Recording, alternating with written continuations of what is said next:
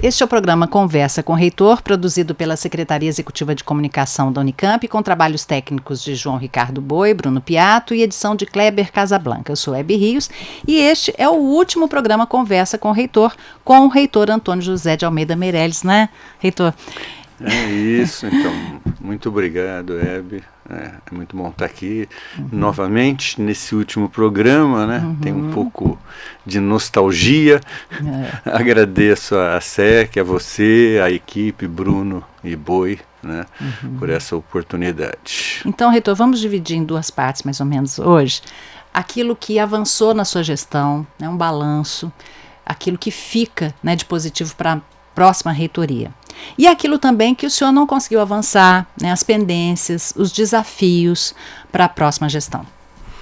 Então, vamos recuperar um pouco aí, né? Foi abril de 21, exatamente 19 de abril de 21, a gente estava ainda na pandemia quando a equipe tomou posse, né? E já iniciamos atividades, pelo menos a equipe da reitoria presencial, e o grande desafio inicial foi, vamos dizer, se constituiu, na verdade, dois aspectos principais.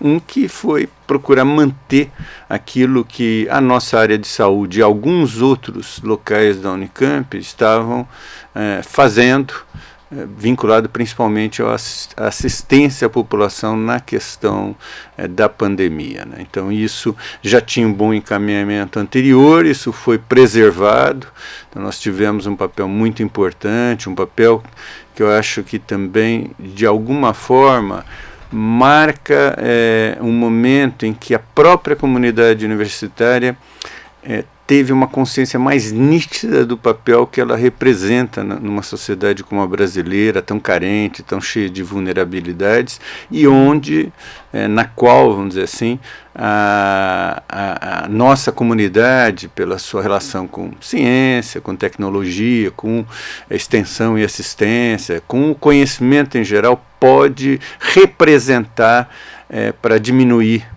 os problemas da nossa sociedade, principalmente num momento tão agudo, né?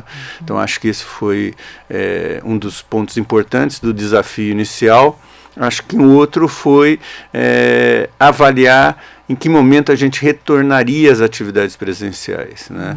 E nós iniciamos a conversar sobre isso, nada que tivesse um impacto imediato, mas procurando ter um conhecimento da situação e olhando para frente como a gente poderia, à medida que a questão da pandemia declinasse, retomar atividades. Foi mais ou menos em setembro daquele ano, né, de 21, que a gente retomou a atividade presencial no caso de funcionários. Foi uma retomada gradativa, uma ocupação de espaços, feita de forma cuidadosa. E daí a etapa de preparação do retorno às aulas mesmo para início de 2022, né? A gente ainda tinha uma comunidade bastante preocupada com a chance da pandemia perdurar por mais tempo, ou de ter uma retomada de casos mais difíceis de tratar da doença, né? Então houve aí toda uma necessidade de construir um processo de criar segurança na comunidade. E isso acabou acontecendo, a gente voltou em 2022 já em condições muito favoráveis, mas é importante lembrar todo o esforço que foi feito para isso, né? Desde estabelecer como ocupar salas de aula, como ocupar os espaços, a preparação dos restaurantes, a retomada da produção de alimentos para fornecer à comunidade numa quantidade adequada, né? Como a gente tratou a questão de garantir às pessoas a possibilidade de ter máscara fornecida pela própria universidade, a possibilidade de garantir um distanciamento que a comunidade desejava entre as pessoas na sala de aula, e daí a gente precisou adquirir mídias que permitissem, em caso de turmas muito grandes, fazer aulas paralelas. É algo que parece tão distante da gente, né? Mas no fundo ocorreu aí há mais ou menos 3 anos atrás, né? A gente enfrentou um ano forte ainda de pandemia e dessa retomada das atividades. Então acho que essa foi uma coisa que a gente conseguiu conduzir bastante bem, né? Em 2022, acho que o grande desafio nosso foi estabelecer uma relação mais positiva com os nossos membros, servidores, docentes, funcionários e pesquisadores, no que se referia à retomada do processo de valorização profissional, né? A gente tinha passado por um período em que não tinha havido reajuste salarial, direitos tinham de fato sido retirados, e existia então uma demanda forte por parte da comunidade de funcionários, professores e pesquisadores para retomar a valorização. Então nós iniciamos o processo de reorganizar as progressões, né, que daí tiveram o desencadear muito mais amplo disso ao longo do... Na verdade a gente fez isso também em 21, né, retomada de pensar sobre o processo, né? E em 22 a gente deu viabilidade para isso, né? Então teve a questão das progressões, no caso dos funcionários, teve a questão do reajuste salarial e teve a questão de retomar também com intensidade a progressão na carreira MS. Depois veio aí também para pesquisadores e outras carreiras docentes, né?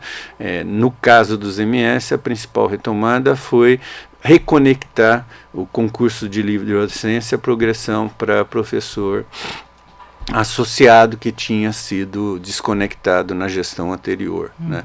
Então acho que 2022 é marcado do ponto de vista institucional por essa retomada da valorização dos nossos quadros de servidores. E daí isso veio acompanhado posteriormente por outras iniciativas, como houve um reajuste substancial ao longo desse período, houve um aumento muito significativo do Vale Alimentação, a criação do Vale Refeição e, recentemente, o Auxílio Saúde. Então, foi um pacote bastante expressivo, né, de benefícios aos servidores, que permitiu, de alguma forma, diminuir esse desgosto que existia dentro da comunidade universitária. Eu acho que outro aspecto importante foi dar continuidade de forma bastante intensa ao processo de inclusão, já também, a gente sabe que são coisas de gestões anteriores, a gente deu continuidade a isso, ampliou, né, deu um aspecto forte na questão da permanência, então a gente começou a alocar quantidade de recursos muito maiores, tanto em termos do valor das bolsas individuais, como da amplitude do número dessas bolsas, para atingir um número maior de estudantes vulneráveis que estavam entrando na nossa universidade. Então isso foi algo que também marcou a gestão. A gente ampliou bastante os processos de inclusão, né? Recentemente aí tivemos tanto as cotas PCD como as cotas trans. Tivemos também essa iniciativa aí, junto com a Secretaria Estadual de Educação, do Provão Paulista, junto com as outras 3 universidades. Isso nos deu acesso, já agora, passando, acho que vamos passar para o 3º ano, né, dando acesso a praticamente quase todo o contingente de ensino médio, né, público do estado de São Paulo, de uma forma muito mais intensa que o Enem. Ele não concorre com o Enem, mas ele capilariza muito mais no estado de São Paulo em particular, né? Então essa é uma iniciativa importante para ampliar o acesso dos estudantes do ensino público às universidades estaduais, né? Dando mais oportunidade para esse contingente que, se a gente considerar escolas do ensino médio público no estado de São Paulo, me parece que é cerca de 500 mil pessoas, dá 1,5 milhão nos 3 anos, né? Posso estar com a estatística um pouco errada, mas é nessa ordem de grandeza. Então seriam cerca de 500 mil estudantes no último ano que poderiam ter acesso. E acho que no ensino técnico público é algo na faixa de 50 mil. Então isso amplia muito o acesso, as possibilidades de acesso para estudantes que eventualmente via Enem não estavam aproveitando essa oportunidade. que mais? Nós demos início, tomamos as decisões, alocamos recursos, e aí já entra algo que a gente não conseguiu realizar plenamente, né? Na questão da moradia estudantil. A gente, desde o início do mandato, defendeu que os programas de moradia são a melhor forma, né, de atender a pessoas de baixa renda que venham de fora, precisam morar na cidade, tenham dificuldade de atender ao mercado imobiliário. E aí foram duas iniciativas, uma de definir corretamente a propriedade da moradia para a gente poder fazer a reforma. Nós demos continuidade a uma tentativa da gestão anterior, que era a concessão da moradia da FUNCAMP para a Unicamp. Isso não foi possível. Tentamos a desapropriação onerosa, também não conseguimos, né? Não houve parecer favorável da Procuradoria-Geral do Estado. Agora nós estamos tentando o uso capião. E para que, ao ter a propriedade completa da moradia pela Unicamp, a gente possa providenciar uma reforma. A gente já tem dinheiro alocado, o que a gente fez foi isso.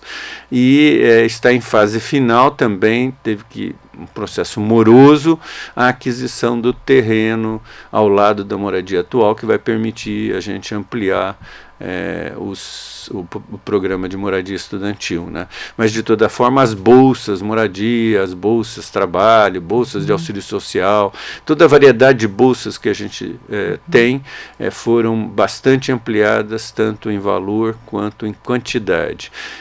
Houve também uma preocupação especial com o processo de permanência dos indígenas, né?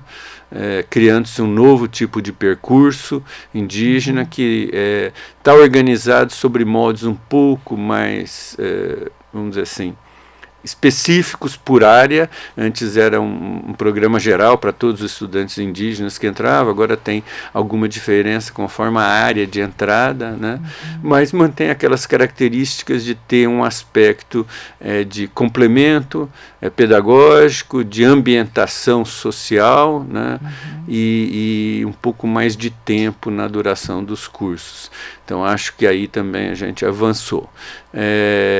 Temos esses problemas que têm um pouco mais a ver com saúde mental, que foram problemas que se aguçaram bastante na pandemia, tiveram rebatimento no pós-pandemia, e o que a gente mais fez foi desenvolver os mecanismos de lidar com a questão, né? Mas muito ainda embrionários estão sendo montados. Também toda a mudança que a gente teve na nossa comunidade estudantil, uma comunidade hoje muito mais diversa, né? Que, portanto, tem essa necessidade de se conhecer, e a gente sabe que isso pode levar a um ou outro conflito, né? Nós também avançamos na criação, na ampliação das câmaras de mediação, na criação de espaços locais de acolhimento em cada unidade, né? Criando estruturas que possam facilitar o tratamento, o enfrentamento, o tratamento dessas questões de uma forma mais via diálogo, via procura de entendimento, né?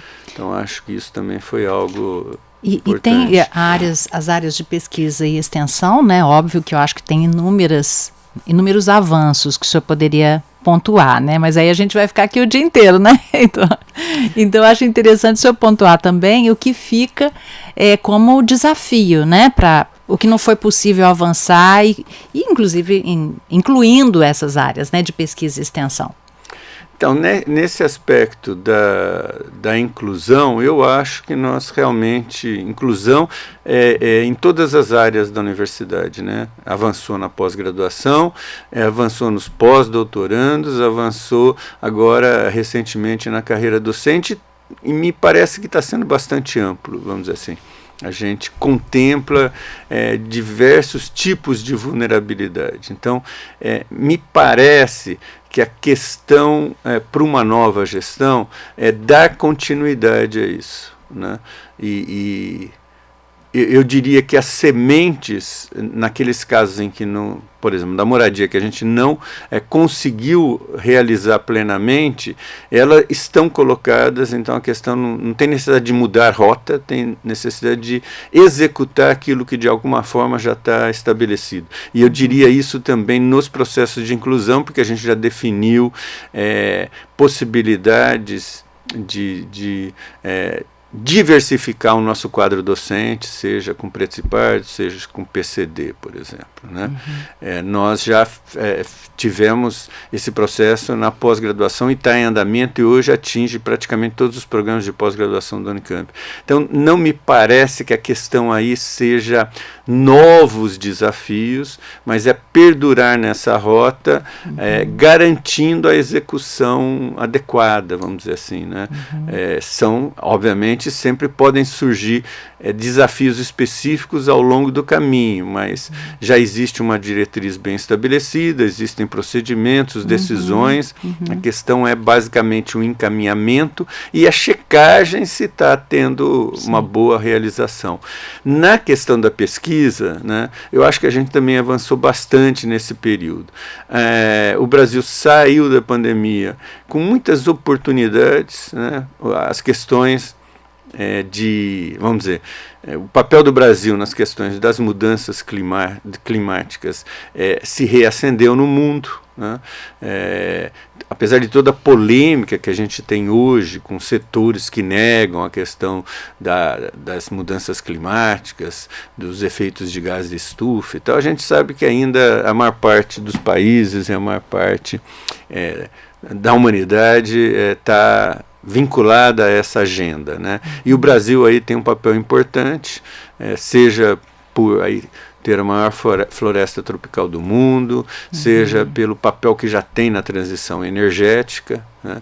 E é um local que hoje está sendo muito olhado por universidades, instituições de todo o mundo como importante parceiro na colaboração no enfrentamento dessas questões. E a Unicamp tem aproveitado muito essa oportunidade porque ela tem esse viés forte civilizatório de se preocupar com as mudanças climáticas, de pensar o enfrentamento dessa questão não só do ponto de vista estritamente ambiental, mas também a necessidade de fazer inclusão social, que vamos dizer, os objetivos do desenvolvimento sustentável são coisas que calam muito fundo na nossa comunidade, né? Então nós tivemos a oportunidade, tanto do ponto de vista de estreitar relações com outras instituições internacionais, no sentido de desenvolver programas de colaboração, dupla titulação, troca de profissionais e de estudantes, foram bastante ampliados ao longo desse período em termos de acordo. Essas coisas se desenvolvem ao longo do tempo, mas nós criamos uma base mais que foi ampliada com países europeus, países da Ásia, países da América do Norte, países da América Latina e da África, né?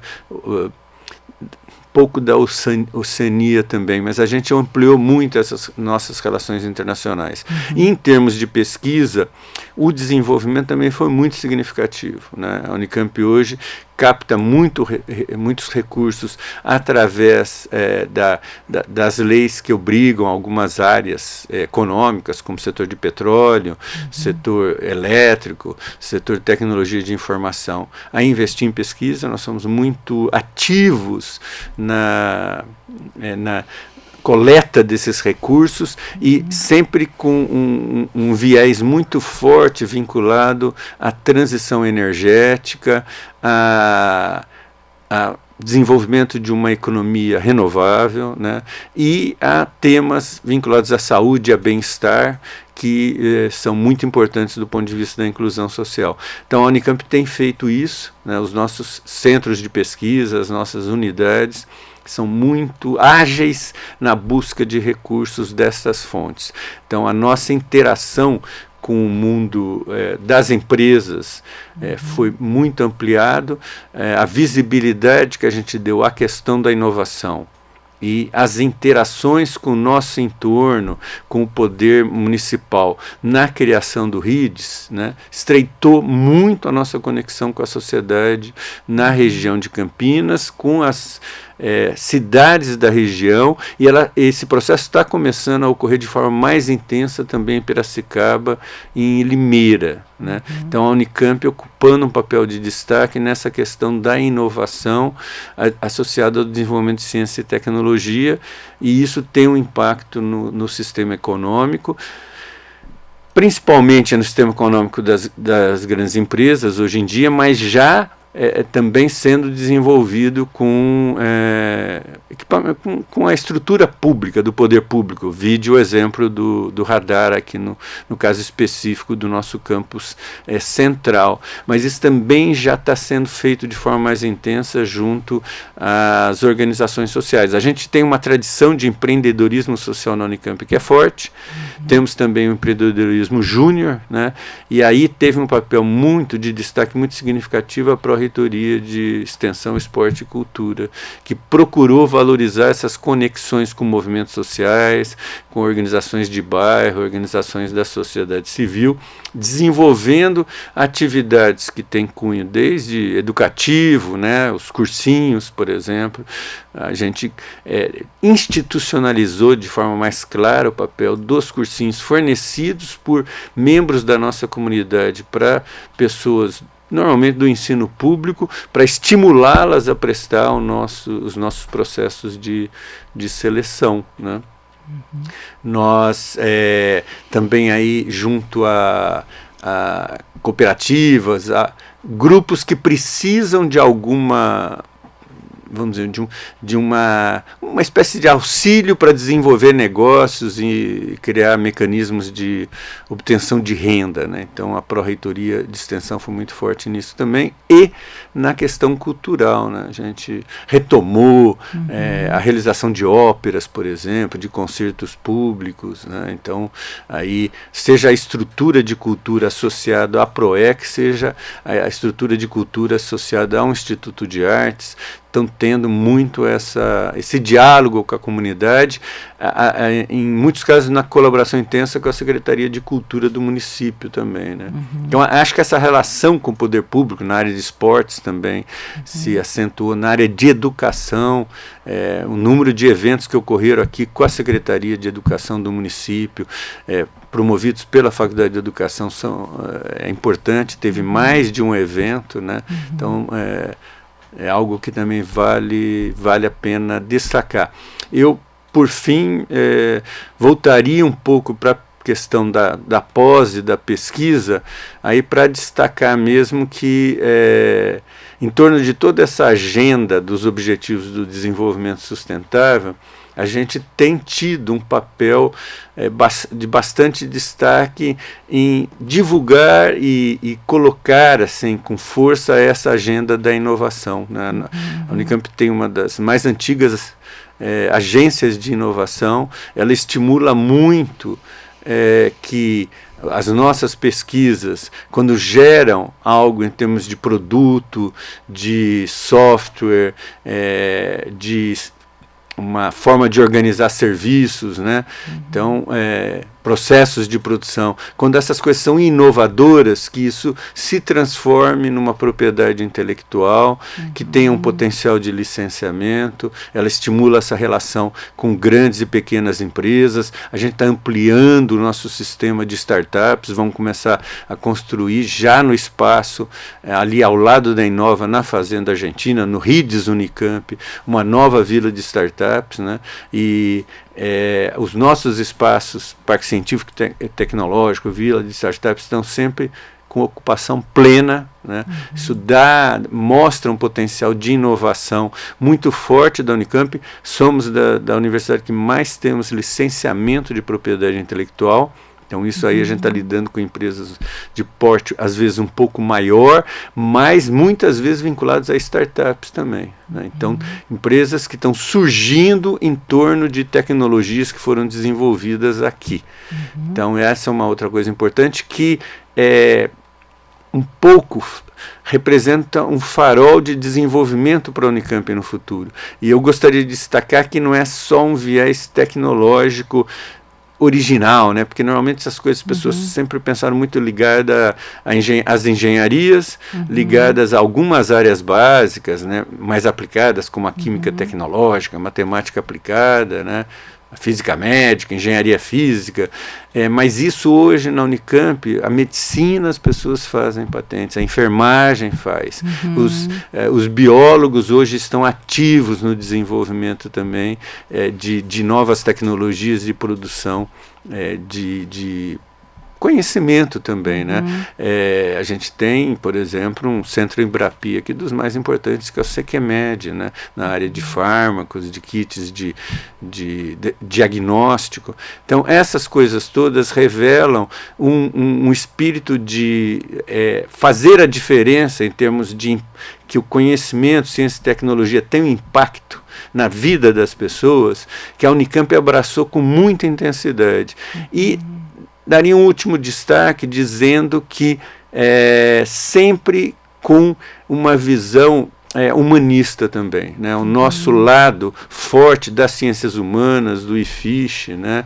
Do IEL, da economia, da educação, também gera uma pressão positiva no sentido que a gente tenha uma preocupação forte que esse desenvolvimento tecnológico esteja vinculado a um conhecimento dos seus impactos ambientais. Então, a gente tem que compatibilizar isso com a preservação da natureza, os problemas que ele traz, às vezes, de inclusão social, como que a gente pode enfrentar isso? Né? Não necessariamente a tecnologia resolve esse problema, mas a gente tem que estar com conhecimento dos problemas que ela gera, para poder daí pensar em políticas públicas que diminuam o impacto desse lado negativo, né? Então, acho que a Unicamp tem essa força aí. Reitoria, até mesmo por tanto trabalho, né, por tanta atividade, tanta produção nesse tempo todo, existem também muitos desafios, né, muitas coisas que não foram concluídas. Então, eu queria que o senhor apontasse agora, né, especificamente aquelas que ficam como um desafio para a próxima gestão. Defesa da universidade pública, por exemplo, seria um desses temas, um dos desafios?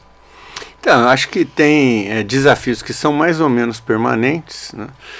Nós temos um processo de reforma tributária que colocará em debate de novo a questão do financiamento das 3 universidades estaduais, né? Então, essa é uma questão que a nova gestão terá necessariamente que discutir e organizar com as outras 2 universidades estaduais, com a FAPESP, e dialogar a respeito com o poder executivo e legislativo no estado de São Paulo, né? Sobre todos os aspectos, um êxito grande do sistema de ensino superior, ciência e tecnologia de São Paulo, em particular aí, associado às 3 estaduais e à FAPESP, o fato de termos autonomia financeira, né? A gente não pode imaginar que a USP, a Unicamp e a Unesp estariam tão bem colocadas no sistema de ensino superior brasileiro e no latino-americano e Caribe e no mundo sem esse financiamento. Foi isso que desde lá início dos anos 90, na verdade, aí, final de 89, que viabilizou tudo que a gente construiu ao longo desse tempo. E isso tem que ser garantido, né? O CROESP sugeriu uma proposta que se inspira no modelo FAPESP, que tem dois elementos aí. Um elemento é usar toda a base tributária líquida do Estado, né? O outro é que isso seja incorporado à Constituição Estadual. Então é uma boa oportunidade para a gente garantir esse direito, que é um direito da população de São Paulo, né? Quando a gente, inclusive, está fazendo todo esse intenso processo de inclusão de pessoas mais vulneráveis, criando aí um conjunto grande, potencial, importante de pessoas que com mais sensibilidade social, mas tecnicamente muito bem formados para enfrentar uma sociedade que precisa resolver esses problemas do ponto de vista do desenvolvimento econômico, mas da oportunidade para o conjunto da população. Então, esse eu acho que é um grande desafio. Nós já temos uma proposta, haverá necessidade de construir esse caminho de solução. A gente sabe que existem questionamentos a isso, né? A gente sabe que existe uma parcela, hoje, felizmente, minoritária da sociedade, que questiona isso, né? Que não valoriza esse papel que as universidades têm de abrir possibilidades de um desenvolvimento econômico baseado em inovação, que é uma questão essencial, mas que seja também inclusivo do ponto de vista da renda, do ponto de vista social, e que gere oportunidades para o conjunto da sociedade. Então, eu diria, é uma das coisas mais importantes aí. Nós temos desafios internos também, né? Nós precisamos, como setor público, sempre estar preocupado em desenvolver nossas atividades de uma forma mais célere, mais eficiente, né? E às vezes a gente tem limitações. São limitações, eu diria até que não são tanto da nossa estrutura interna, mas a gente tem que aprender a tratar melhor essas limitações. Então nós estamos aí num processo de mudança da lei de licitações, né? A gente tem um monte de problemas com obras, por exemplo, né? Em grande parte, eu acho, a gente tem hoje um potencial de resolver isso melhor, mas ainda temos que caminhar nessa direção. Nós tivemos êxitos importantes, eu destacaria, a gente está aí com a obra do Prédio Novo do Cutuca, né, que ficou pendente durante vários anos em fase de conclusão. Terminamos lá a obra na FOP, mas tivemos um revés no caso da obra na FCA em Limeira, né? Então aí você vê as dificuldades de lidar com essa questão. Tivemos o problema com o Paviartes, né? Então é a quarta licitação no conjunto desses casos, os problemas basicamente vêm de fora para dentro, né? A gente fez os procedimentos, seguiu a legislação, tem recursos, mas a empresa que vence não leva à frente a obra, a questão é judicializada, a gente tem que retomar do início, e daí todo esse processo vai prolongando a busca de solução.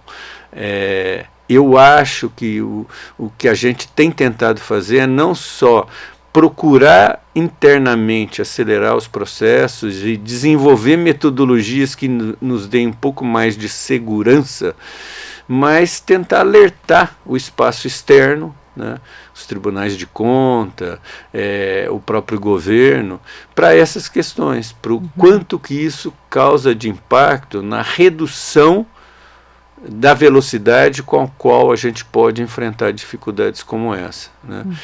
Então a gente tem conversado com o Tribunal de Contas do Estado, a gente conversa com o governo do Estado, quais são as possibilidades da gente resolver isso.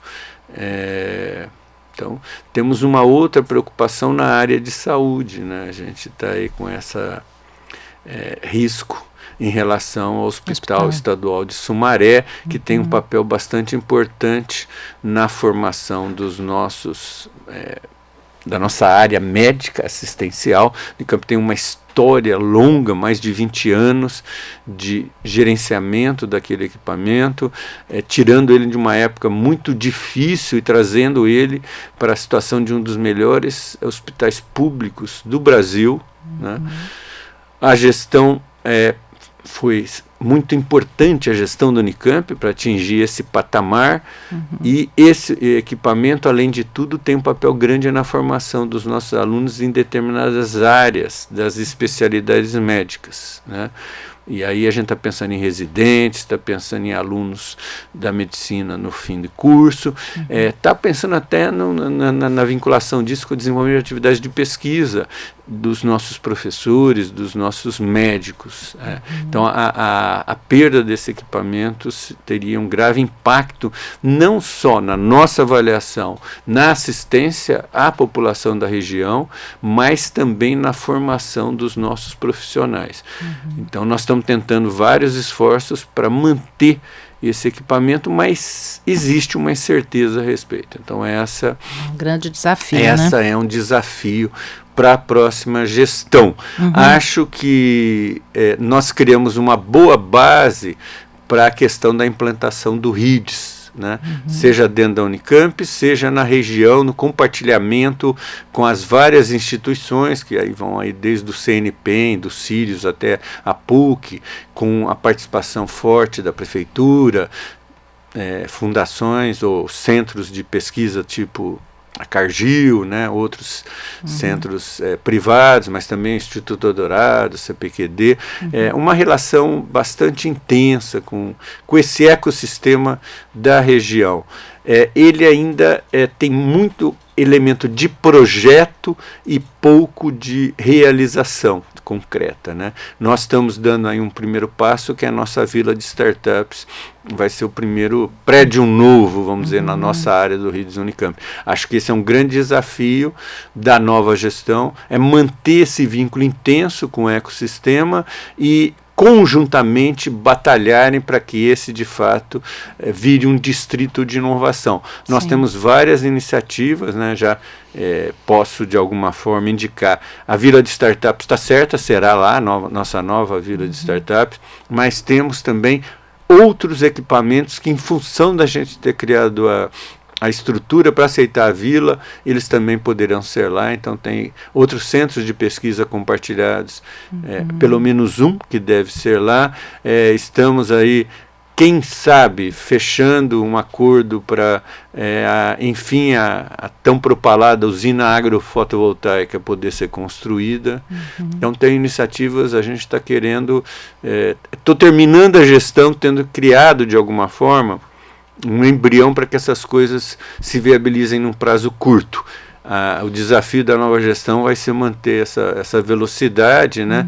E eu tenho a expectativa que isso também sirva como estímulo para atrair mais empresas, mais instituições públicas que queiram usar esse espaço como espaço para desenvolver pesquisa numa escala adequada para rápida transferência para a sociedade, a história dos laboratórios vivos, né? Testar tecnologias, procedimentos numa escala que permita a extrapolação para outros ambientes das cidades, das empresas, de forma muito mais acelerada. Agora, reitor, eu citei a questão da defesa da universidade pública, porque o senhor até há poucos dias gravou um vídeo, né, dando uma resposta aos ataques que o IFISH sofreu e que a Unicamp toda sofreu, né, porque é lógico que todos são solidários, né, ao IFISH. E o senhor foi bem contundente, né, com relação a essa defesa da universidade pública. É um ataque, mas a gente vem observando outros ataques já há algum tempo. O senhor acha que a partir de agora essa defesa vai ter que continuar sendo assim de uma forma um pouco mais contundente, né, na sociedade? Então eu vejo esse papel das instituições públicas de ensino superior, de uma universidade como a Unicamp, da defesa desse papel, como uma coisa que eu diria assim, num linguajar meio acadêmico, né, multifatorial. São várias as frentes que a gente tem que agir, né? Então, quando eu fiz aquele vídeo, eu estava agindo particularmente em relação a um ataque muito específico de um vereador, né, que usa para o seu proselitismo político e ideológico dessa diversidade e riqueza que a universidade tem para enfraquecê-la, né? Então eu fui muito, assim, vamos dizer, cirúrgico nessa questão, mas eu acho que a gente tem que entender essa defesa de uma forma bastante ampla, né? A grande forma, eu acho que tem dois pilares talvez importantes para a gente defender bem a universidade pública. Uma é essa universidade, isso a gente está fazendo intensamente, ser capaz de representar possibilidades de ascensão social para o conjunto, para a diversidade da sociedade brasileira. Então aí são os programas de inclusão, são os programas de permanência e a garantia que essas pessoas vão se formar com qualidade, né? Isso significa o quê? Significa que a gente coloca a universidade em consonância com a nossa sociedade, com a nossa região, né? As pessoas, os pais, os parentes desses meninos e moças que entram aqui, esses moços e moças que entram, a juventude que entra aqui, que tem aqui oportunidade, eles estarão em sintonia com a Unicamp. Né? Agora, existe a necessidade também de que essa formação de pessoas aqui, que se dá a nível de graduação, se dá a nível de pós, se dá na pesquisa, no desenvolvimento do conhecimento, tenha um impacto significativo na sociedade aí fora. Então, é importante que a gente tenha essa relação intensa com os mais diversos organismos da sociedade. Desde o início do meu mandato, eu tenho frisado isso. A gente tem que colaborar com a grande parte, se possível, com a totalidade das instituições nesse país. Isso significa colaborar com os movimentos sociais e com as organizações sociais, ajudando-as a resolver problemas, né? A ter disponibilidade, ter acesso à cultura, a leitura, a formação educacional. A gente faz isso através da Pró-Reitoria de Extensão. Ter contato forte com empresas, né? Transferindo conhecimento, tecnologia, desenvolvendo conhecimento conjuntamente. A gente faz isso, em parte, no empreendedorismo social, através da Pró-Reitoria de Extensão, no empreendedorismo de cunho mais corporativo e de iniciativas tipo startup, inovação, a gente faz isso na Inova. Mas a gente faz isso também na relação com o setor público, né?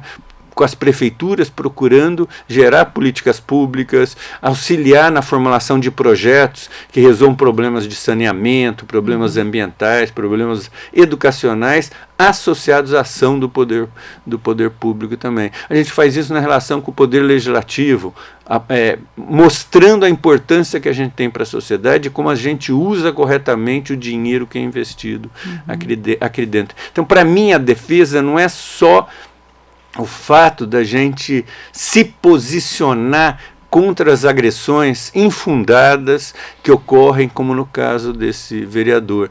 É também a gente construindo laços sólidos, fortes, com a sociedade que nos cerca, tanto via incorporação das pessoas que querem no ensino uma oportunidade, né, para a vida, incorporando eles como membros da nossa comunidade, como também a gente levando tudo isso que a gente produz de conhecimento para ter impacto na sociedade aí fora. Visibilizando, né, reitor, a universidade, né? Mostrando que isso aqui pode fazer a diferença, faz a diferença. O fato concreto é que já faz, mas isso tem que ser feito de forma mais intensa. Quanto mais intensa a gente fazer, mais esse tipo de ação feito por essa pessoa terá um impacto muito reduzido. Né? Ele só consegue converter os já convertidos, porque a grande maioria da população consegue se enxergar dentro dessa instituição aqui. Se enxergar porque vê seus filhos aqui dentro, se enxergar porque vê uma assistência médica de qualidade cada vez melhor, porque vê formando professores que podem dar um ensino melhor, né, por ver tecnologias que são desenvolvidas aqui e fazem as empresas darem mais oportunidade para produtos melhores, mais baratos. Então, é essa questão que a gente tem que mostrar. Não dá para a gente pensar em desenvolvimento no mundo de hoje sem ciência e tecnologia, sem conhecimento. O desenvolvimento econômico, a possibilidade de ter inclusão, de preservar o ambiente, tem a ver com ciência e tecnologia. Né? E isso aí, grande parte das pessoas vivem isso no seu dia a dia, através do contato que ela tem com a vida mesmo. Né? Agora, a gente tem que mostrar isso para as pessoas de forma absolutamente nítida e que a gente pode fazer essas coisas estarem em constante evolução. Gostaria de complementar com algo mais relevante. São tantas coisas, né? São tantas coisas. E agradecer, né? Foi um período muito intenso da minha vida, 4 anos que estão se encerrando na Sexta-feira Santa, né? Na próxima semana. Muito intenso, muito aprendizado. Eu tenho aquela chamada, né, saio cansado, mas feliz. O cansado é de ter trabalhado muito, né, mas muito gratificado por essa oportunidade. Então, a felicidade não tem nada a ver com a saída, tem a ver justamente por ter tido essa oportunidade de estar à frente da Unicamp, né, de me dedicar muito, e era o tempo todo, né, em todas as atividades eu procurei me envolver, mas essa sensação de que a gente jogou a Unicamp um pouquinho mais para frente, ajudou, né? Isso obviamente é um esforço de toda a comunidade, mas de ter passado uma mensagem, talvez, que eu acho que seja o mais importante de perdurar, a ideia é que a gente tem que procurar de forma mais intensa a compatibilidade entre as diferentes visões, né? Desde que elas estejam vinculadas àquilo que são princípios da nossa universidade, né? Temos valores democráticos, temos valores que estão voltados à justiça social, à inclusão, queremos preservação do ambiente, queremos que ciência e tecnologia sejam motores do desenvolvimento, né? São valores que a nossa instituição tem. Aqueles que compartilham esses valores no todo ou em parte, nos permitem desenvolver atividades juntos. E essas atividades geram um processo de convergência e geram a chance da gente avançar como sociedade, né? Essa foi a mensagem que eu também quis que ficasse na nossa instituição. Então saio feliz porque saio com essa sensação de que me esforcei ao limite para cumprir bem essa missão. E a gente aqui da SEC agradece muito por todos esses programas que o senhor esteve aqui com a gente. É um prazer, sempre foi um prazer tê-lo aqui, né? E de uma certa forma, lógico, não no Conversa com o Reitor, mas em outros programas a gente continua contando com a sua contribuição. Pode ter certeza, Hebe, que eu virei com prazer com você, com o Bruno e com o Boi. Tá bom. Não estão aparecendo ali, mas eu estou vendo eles dois aqui. Sempre com a gente, né? Sempre a com a equipe gente. toda da SEC. Heitor, muito obrigada pela sua participação. Esse, então, foi o último programa Conversa com o reitor Antônio José de Almeida Meirelles. Trabalhos técnicos do programa de hoje, de João Ricardo Boi, Bruno Piato e edição de Kleber Casablanca. Até o próximo programa.